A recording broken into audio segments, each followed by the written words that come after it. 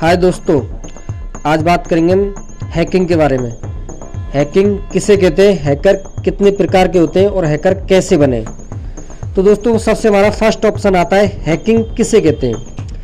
Hacking एक powerful technology है जिसके बारे में आप सोच नहीं सकते कि हैकिंग से हम क्या क्या कर सकते हैं। तो हैकिंग किसे कहते हैं, जब कोई व्यक्ति किसी उद्देश्य के लिए आपके सिस्टम फंक्शन में कमजोरी को ढूंढे या फिर सिस्टम को अपने अनुसार मॉडिफाई करके डाटा को चुरा लेता है या नष्ट कर देता है, इस प्रक्रिया को हम हैकिंग कहते हैं। जैसे कोई व्यक्ति है और वो विक्टिम को हैक करना चाहता है तो उसके बारे में उसकी पूरी सिस्टम की कमजोरी ढूंढेगा, यानी कि उसको उसके सिस्टम में कंप्यूटर में घुसने के लिए कमजोरी ढूंढते हैं ऑनलाइन। ठीक है, तो कमजोरी ढूंढ के कहाँ से घुसना है, किस तरीके से इसका पासवर्ड वीक है या कौन सी साइड वीक है, क्या है, तो उसको सिस्टम को अपने अनुसार मॉडिफाई करके उसके सिस्टम में एंट्री करना बगैर परमिशन से और उसकी डाटा को चुराना या नष्ट करना, अपने लिए किसी फायदे में लेना, तो उस चीज़ को हैकिंग कहते हैं।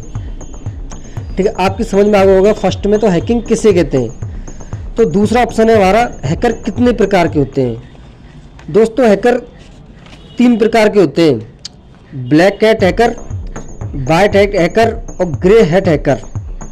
ठीक है, ब्लैक हैट हैकर कौन से होते हैं। ब्लैक हैट हैकर में वो आते हैं जो हैकर यानी कि अनएथिकल हैकर, यानी किसी की बगैर मर्जी से उसके सिस्टम में घुसना, लूप होल ढूंढ के उसके सिस्टम की जानकारी लेना, यानी कि तुम्हारी परमिशन ली नहीं और आपके सिस्टम में ऑनलाइन एंट्री करके आपके डाटा को चोरी करना, नष्ट करना, तो ये सब काम ब्लैक हैट हैकर करता है। ठीक है, फिर आता हमारा व्हाइट हैट हैकर। ये व्हाइट हैट हैकर वो होते हैं जो एथिकल हैकर, यानी कि आपकी परमिशन लेके आपके सिस्टम में लूप होल ढूंढना कि कोई हैकर किस तरीके से आपके सिस्टम को कमज़ोर कर सकता है, एंट्री कर सकता है, तो ये व्हाइट हैकर में आते हैं। व्हाइट हैट हैकर में आते हैं आपकी परमिशन लिए और परमिशन लेके आपके कंप्यूटर पर कार्य करते हैं, चेक करते हैं कि आपके सिस्टम में कहाँ कहाँ खराबी है, क्या दिक्कत है, कोई आपकी इंफॉर्मेशन को चुरा सकता है या नहीं चुरा सकता। ये गवर्नमेंट के लिए भी काम करते हैं व्हाइट हैट हैकर, तो वो हम व्हाइट हैट हैकर होते हैं, यानी एथिकल हैकर, अच्छे हैकर। फिर आता है हमारा थर्ड पे ग्रे हैट हैकर। ये ग्रे हैट हैकर वो होते हैं जो दोनों कार्य करते हैं, यानी कि ब्लैक हैट हैकर वाला और व्हाइट हैट हैकर वाला काम, ये दोनों काम, ग्रे हैट हैकर ये दोनों काम करते हैं, यानी कि ब्लैक हैट हैकर का काम भी करते हैं, व्हाइट हैकर का काम करते हैं, तो ये ग्रे हैट हैकर कहते हैं। यानी कि कभी मन करा तो एथिकल हैकर बन गए और कभी मन करा तो ब्लैक हैट हैकर बन गए, यानी कि व्हाइट ब्लैक दोनों होते हैं, वो होते हैं ग्रे हैट हैकर। फिर हमारा थर्ड ऑप्शन आता है हैकर कैसे बने।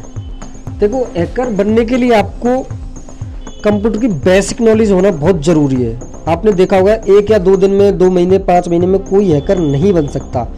उसको कंप्यूटर की बेसिक नॉलेज बहुत ज़्यादा होनी चाहिए। बेसिक नॉलेज जैसे कि नेट कैसे कनेक्ट होता है, कंप्यूटर कैसे स्टार्ट होता है, कैसे काम करता है, डॉस कमांड क्या है, कैसे काम करती हैं, और डॉस के कमांड कैसे होते हैं और वो कैसे काम करते हैं। इसके अलावा आपको रजिस्ट्री के बारे में पता होना चाहिए कि रजिस्ट्री क्या है, कैसे काम करती है, रजिस्ट्री को कैसे मॉडिफाई करें, यानी कि बेसिक नॉलेज होना बहुत ज़रूरी है इन चीज़ों की। और आपको ये सब पता होना चाहिए कि modify, registry, basic, DOS command ये क्या है। इसके अलावा आपको प्रोग्रामिंग लैंग्वेज का ज्ञान होना बहुत ज़रूरी है, जैसे HTML, जावा, PHP, C++, पाइथन आदि लैंग्वेज, और भी लैंग्वेज है। और ये लैंग्वेज 3 प्रकार की होती है, low level, middle level, high level. ठीक है, फिर हमारा तीसरा पॉइंट आता है काली लिनक्स। ये एक ऑपरेटिंग सिस्टम है। हैकिंग करने के लिए आपने देखा होगा आप नॉर्मल विंडो पे हैकिंग नहीं कर सकते। जैसे आपकी नॉर्मल आप विंडो चलाते हो XP, विंडो 10, विंडो 8, 7, ये विंडो हैकिंग के लिए नहीं बनी है। ये सिर्फ आपका वर्क काम करने के लिए बनी हुई है, हैकिंग के लिए नहीं बनी।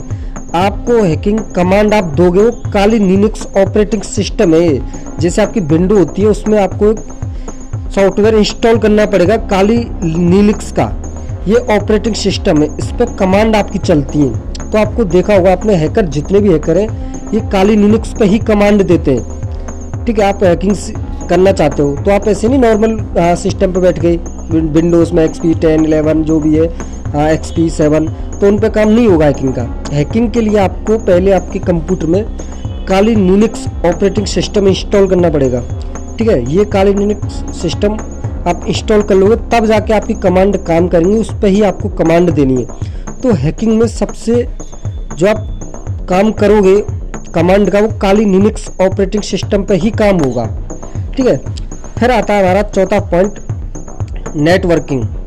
आपको हैकिंग में आपको नेटवर्किंग का भी ज्ञान होना बहुत ज़रूरी है। यानी कि किसी वेबसाइट को आपको हैक करना है तो उसके लिए आपको नेटवर्किंग नॉलेज के बिना हैकिंग सीखना बहुत मुश्किल है। नेटवर्किंग में आपको जैसे TCP, IP, subnet, topology, hub, IPv4, IPv6 जैसे आदि नेटवर्किंग का ज्ञान होना बहुत ज़रूरी है कि नेटवर्क किस तरीके से काम करते हैं। TCP क्या है, IP क्या है, सबनेट क्या है, टोपोलॉजी क्या है, हब, IPv4, IPv6 ये कैसे काम करते हैं, क्या है क्या नहीं, ये नेटवर्किंग का आपको फुल नॉलेज होना चाहिए।